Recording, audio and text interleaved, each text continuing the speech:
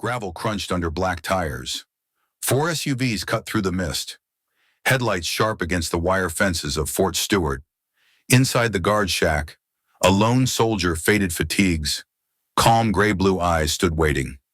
No insignia, no medals, just another name on the roster. But when the convoy stopped, the Navy SEAL commander stepped out. He scanned the yard once, then fixed his gaze on her, and his first words shattered the silence. "Good. I'm glad you're the one guarding this place." From that second, the ordinary post wasn't ordinary anymore. Before we dive into this story, where are you watching from? Let us know in the comments. Welcome to Grateful Stories, where tales of compassion and kindness are told. Let's uncover what really happened. Under the gray morning haze of Fort Stewart, Georgia. The clock ticked to 09:32. Four black SUVs rolled toward the ammunition yard gate, tires crunching gravel in perfect unison. The base looked ordinary, but the convoy carried a weight that pressed against the silence. Inside the guard shack, Staff Sergeant Riley Keene adjusted her grip on the clipboard. Her fatigues were faded, boots dull with Georgia dust. She looked like a soldier placed on routine detail. Nothing to catch the eye. The first SUV stopped short of the checkpoint. The driver's door swung open. A man stepped out, controlled, efficient, his presence enough to change the air. "Commander Grant Ellison, SEAL Team 5, he said. His voice was steady, unforced. "We're here for ordnance retrieval. Authorization AR 529C. Riley scanned the documents. QR code matched. Digital signature verified. No hesitation in her movements. She pressed the gate release. Ellison paused before stepping through. His eyes met hers, sharp and quick. "Good. I'm glad you're the one guarding this place." The line landed heavy, though his tone was simple. Riley gave nothing away, just a nod. The SEALs deployed fast. Doors opened, boots hit gravel, weapons slung across shoulders. They spread with professional spacing, scanning the perimeter with silent gestures. No wasted motion. They moved directly toward bunker C-12, unlocking it with practiced ease. A voice cut across the yard like a whip. Keen Major Brent Hollister strode forward, chest puffed under a crisp uniform. His boots shone like glass. Sweat already crept down his temples, though the air was cool. He closed the distance in sharp strides, jaw tight with indignation. "Why wasn't Base Ops notified?" he demanded. "Special operations don't just wander into my depot." Riley kept her face neutral. "Papers were in order." "Sir, authorization cleared." "You're a guard." Hollister snapped. "You don't make operational calls. You call me." Commander Ellison stepped between them, voice calm but edged with finality. Her security check was flawless. "Authorization is valid." Procedures followed. He lifted a tablet, showing the digital orders glowing on the screen. Hollister's nostrils flared, his authority bruised. "Keene, I expect a complete report on my desk by 13:30. Every detail." He leaned closer, lowering his voice with mock sympathy. "Next time, let the grown-ups make decisions." He pivoted sharply and stalked away, muttering about proper channels. His polished boots kicked up fine dust. Riley turned back to her console.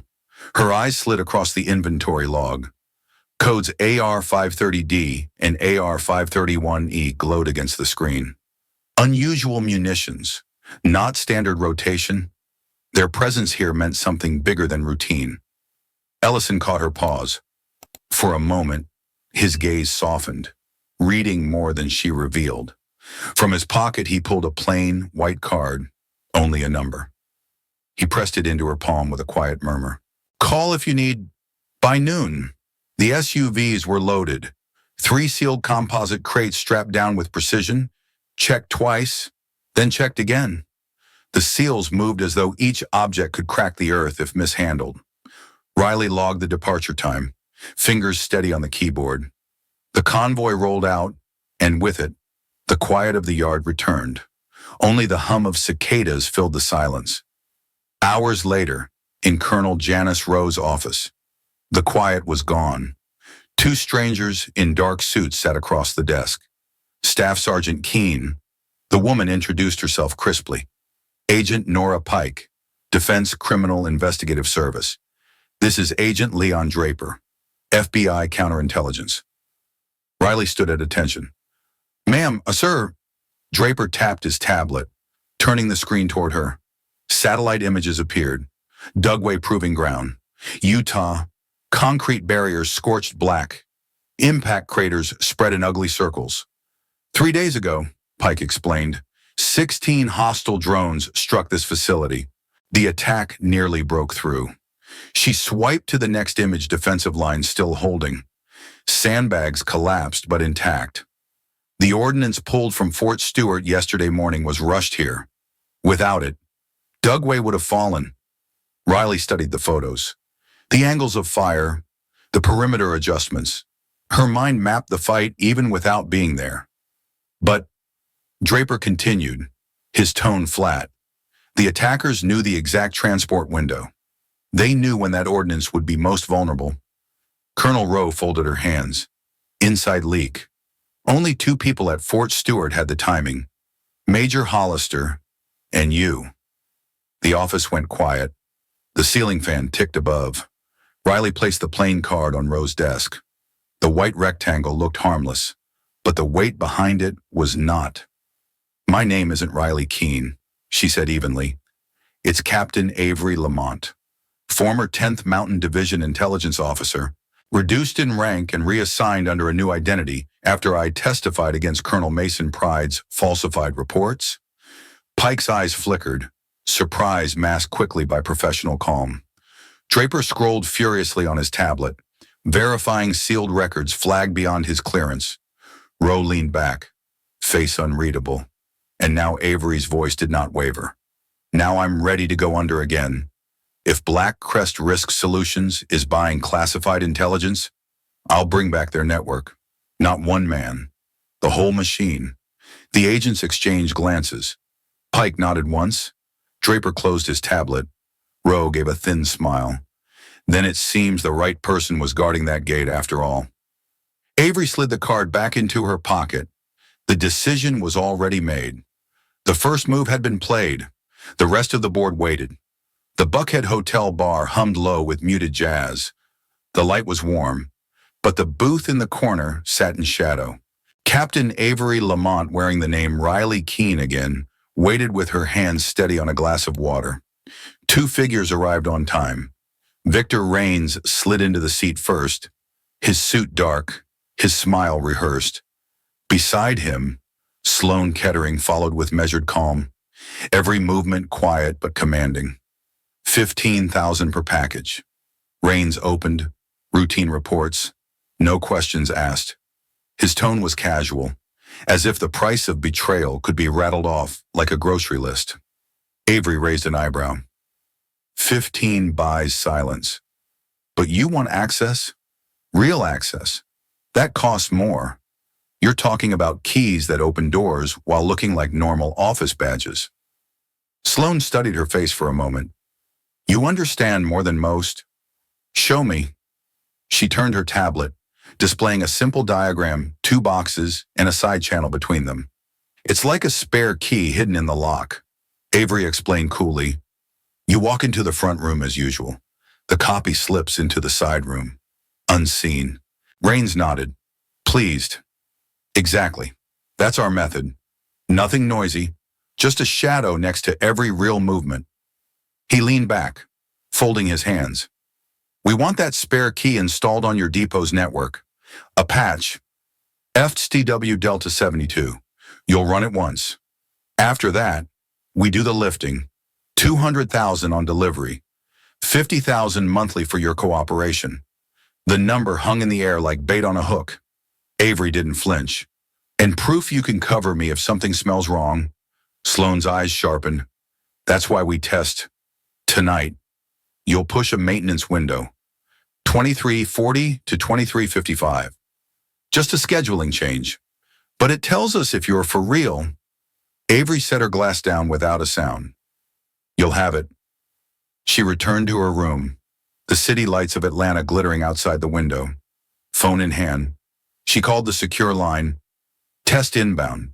She told Agent Nora Pike, "I need a honeypot." Within minutes, Draper patched through a decoy route, metadata traps. Every address that touched it would be logged. Blackcrest thought they were checking access.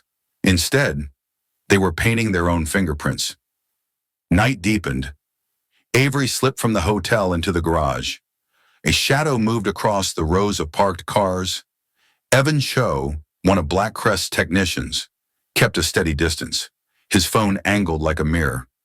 She walked, then slowed, then turned down a side exit. Cho adjusted. The chase was obvious now. At the Marta Lennox station, Avery descended the escalator. Crowds blurred. She stepped into a shop, shed her jacket, pulled a cap low. Cho scanned the platform, confused. When he looked left, she was already gone. By the time she re-entered the hotel through a different door, her laptop glowed. The logs scrolled fast addresses traced back to V-Edge 03, a Blackcrest node. Pike's voice crackled in her ear. Pleased, they bit. Hard. The next night, Rains returned, looking satisfied. Clean. No alarms. "You might be the kind we've been looking for." Sloan leaned forward. "Let me show you something." She swiped on her tablet. Photos appeared: convoy fuel stops, reload times, rest points. Each detail looked harmless alone. Together, they mapped the pattern of SEAL Team 5's movement across 3 states. "Not everything requires classified files," she said.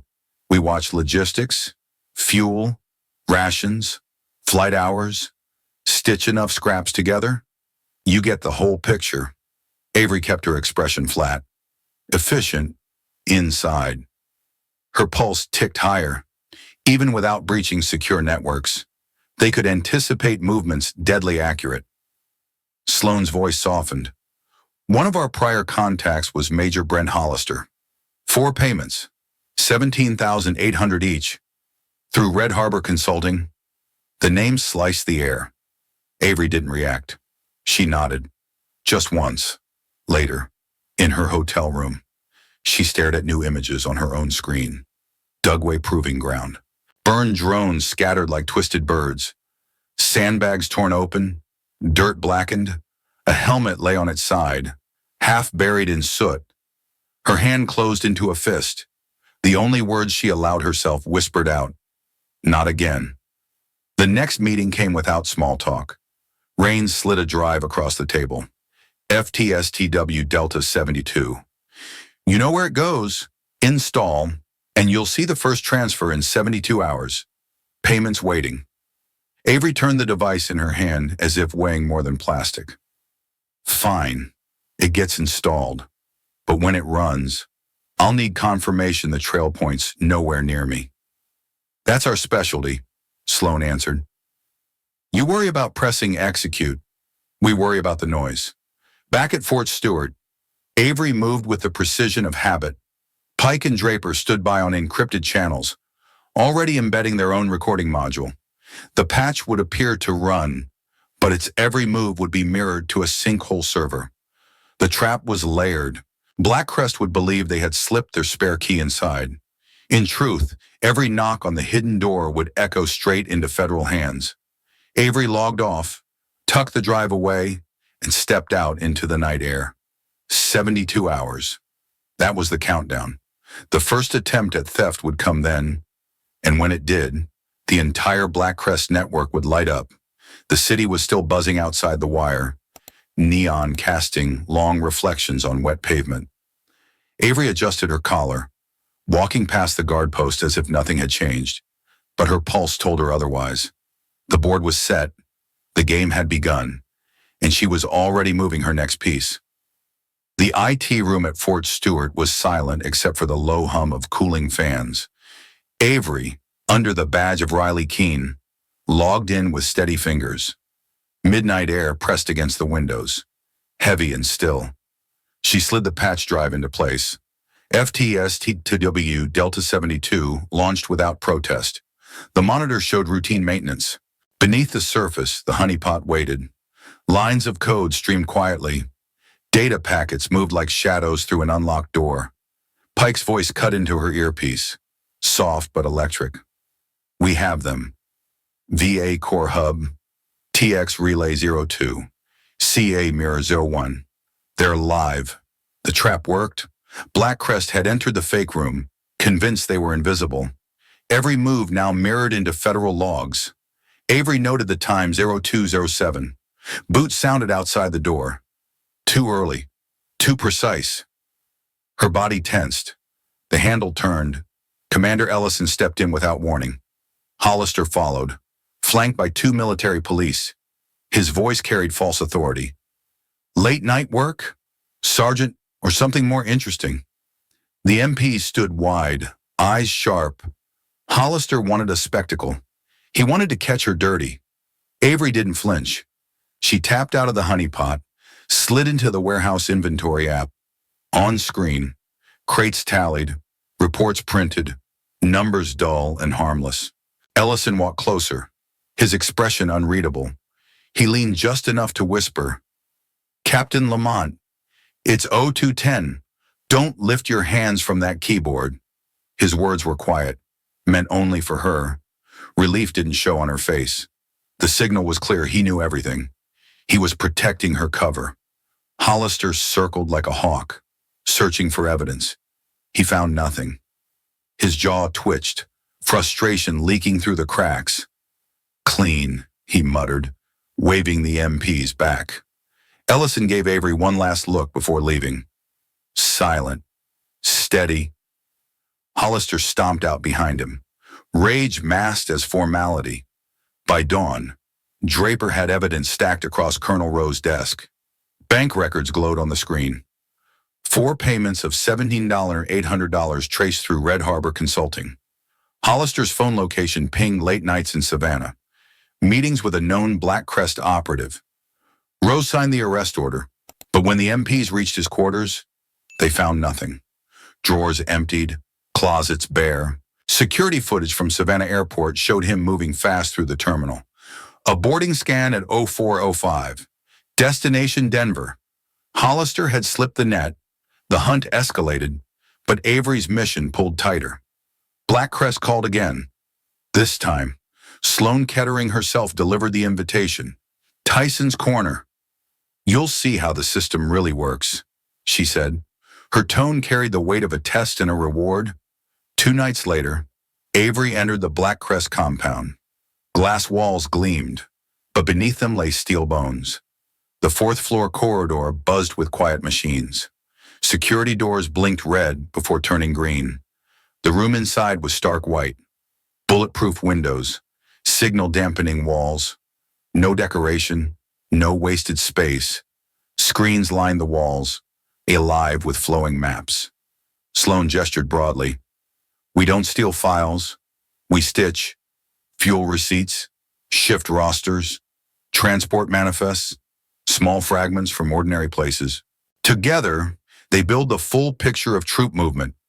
She swiped her tablet. On screen, timelines appeared, each thread harmless alone.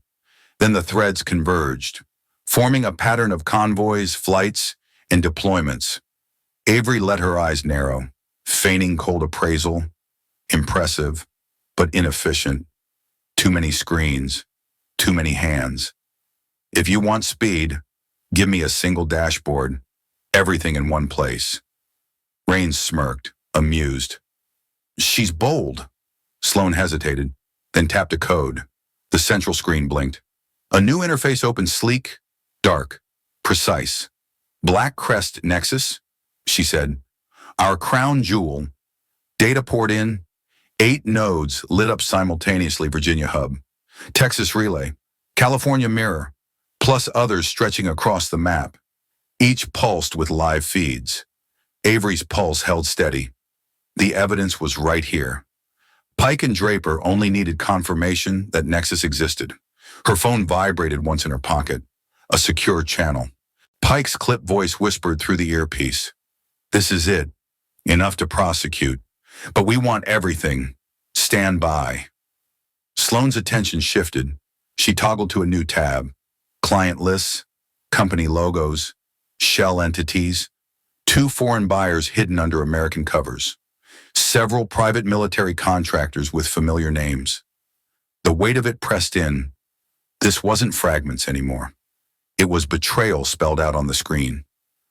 Ellison's encrypted message hit her device. The text stark in white. 0544. No knock. Hold position. The countdown had begun. Avery stayed still in the sterile room, Sloane watching her carefully from behind. Rains leaned in, pride glowing. On the screen, Black Crest Nexus pulsed with stolen veins of information.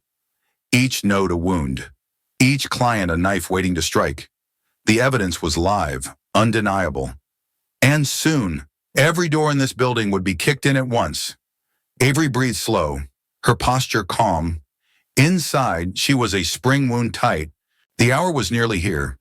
The trap was closing, and she was standing at the center. 05:44 a.m. The synchronized strike began. In Tyson's Corner, Virginia. The Black Crest Tower shook with the force of a battering ram.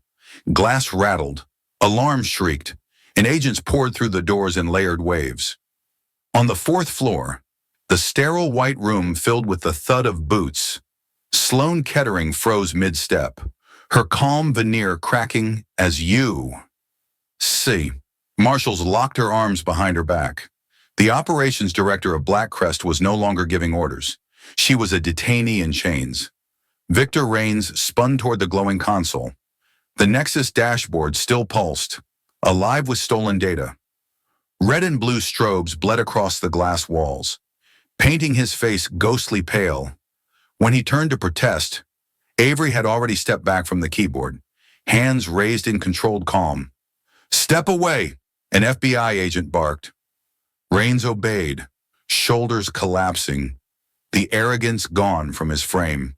His empire crumbled in real time, his lifeline glowing in confiscated servers.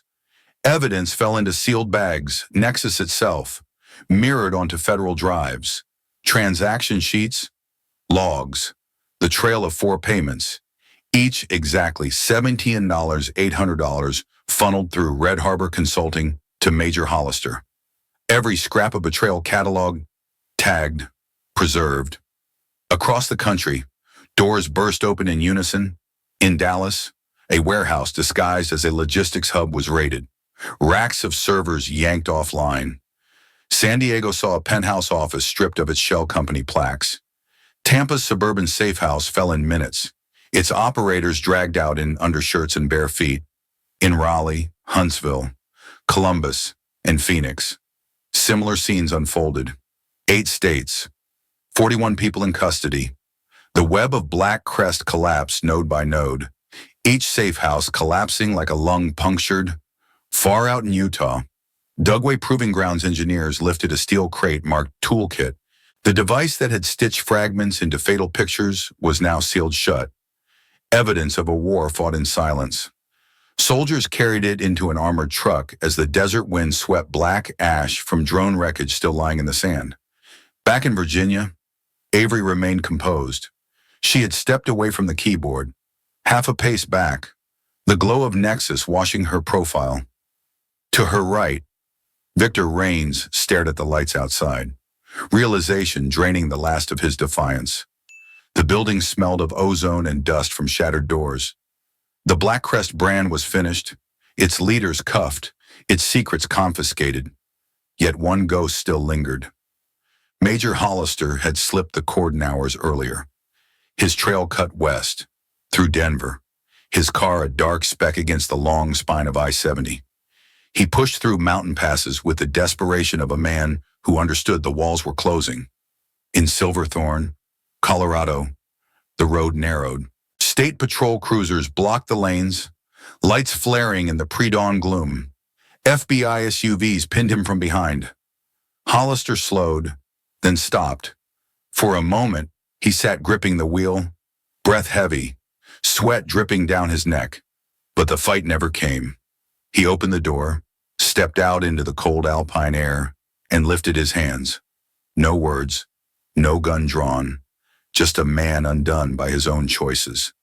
The cuffs clicked, final and cold, at Fort Stewart. Colonel Janice Rowe signed a folder in her office. Her pen scratched across the page, restoring a name that had been buried. Captain Avery Lamont. The false records tied to prize retaliation were gone, dissolved by official ink. The folder slid across the desk to Avery. Rowe's expression was measured, but her voice was certain. Your service is intact. Your record is clean. Welcome back, Captain. The cover identity of Riley Keene was finished. The burden lifted quietly, like a weight pulled off her chest. Later that afternoon, Commander Ellison arrived at the depot. No press, no ceremony. He stepped into the yard, the smell of steel and oil heavy in the air. At the checkpoint, he extended his hand. If you ever want to work with people who measure by results, he said, steady and direct, my door is open. Avery shook his hand once, firm but brief. I still have work here, she answered. It was enough. The Georgia sun climbed over the horizon.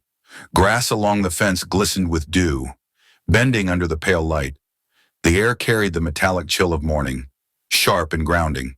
Avery's uniform bore her true name again. Lamont stitched clear on her chest plate. Riley Keene was gone, retired with the cover story that had protected her. Inside the guard shack, the logbook waited. She sat, uncapped the pen, and wrote in careful letters. Ammunition yard all secure. 612. The words lay simple on the page, yet they carried the weight of everything that had happened. The network dismantled, the traitor captured, the record restored. Beyond the chain link fence, the bunkers stood silent, unchanged. Concrete and warning signs, the same as they had always been. But something deeper had shifted. The camera of memory pulled back. The iron gate stood where the story had begun, steady now in the soft light of dawn. Order, fragile but restored, held across the yard.